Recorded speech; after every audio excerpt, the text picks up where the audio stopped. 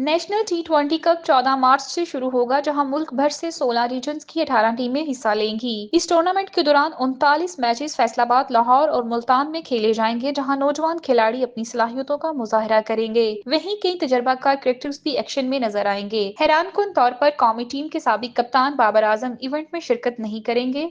उनका नाम किसी भी स्क्वाड में शामिल नहीं किया गया।